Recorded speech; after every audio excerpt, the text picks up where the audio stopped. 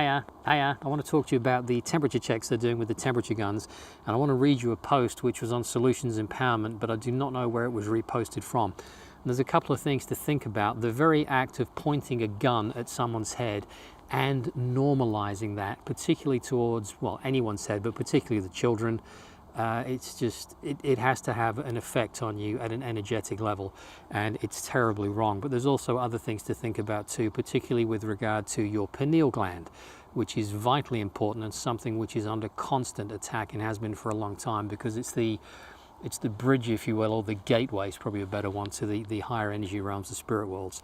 Anyway, let me read you this, and this is from an Australian nurse. I'm really worried. I've started implementing the new protocols in force. One of my new tasks is taking and recording each person's temperature. I aim for the center of their forehead with my thermometer-shaped gun. I pull the trigger, wait for the beep, and record the temperature. I always apologize to the person before proceeding.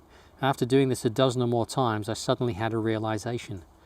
Are we being desensitized to be targeted at the head and also causing potential health issues by aiming an infrared ray to the pineal gland?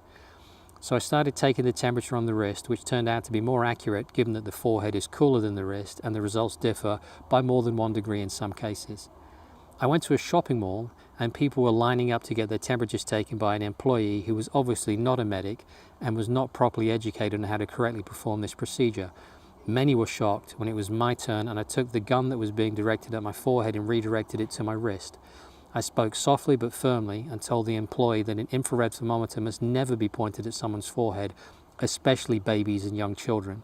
In addition, it requires basic knowledge of how to properly read someone's temperature, i.e., placing a thermometer on the wrist or elbow fold is much more accurate and much less harmful.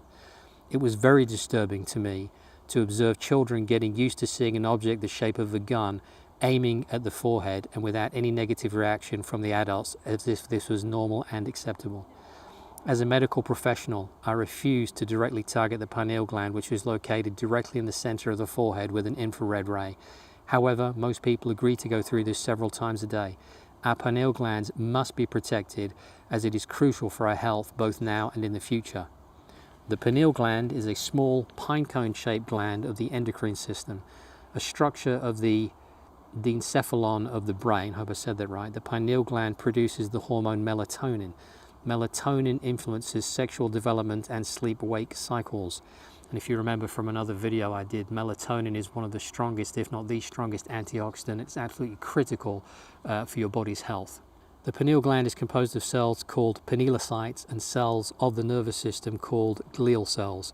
The pineal gland connects the endocrine system with the nervous system, and it converts nerve signals from the sympathetic system of the peripheral nervous system into hormone signals. Over time, calcium deposits build up in the pineal, and its accumulation can lead to calcification in the elderly. Function. The pineal gland is involved in several functions of the body, including secretion of the hormone melatonin, regulation of endocrine functions, conversion of nervous system signals to endocrine signals, causes sleepiness, influences sexual development, influences immune system function, antioxidant activity. Ask yourself, is it ever wise to aim an infrared laser light at the pineal gland? I'm going to leave you to have a think about that one. If you are subjected to those kind of temperature checks, you might want to redirect that to your elbow fold or your wrist to give them a more accurate reading and to avoid any potential health damage that they are inadvertently being trained to cause in you. You guys are amazing. It's always a pleasure to talk to you, and I'll see you in the next episode. Take care. Bye-bye.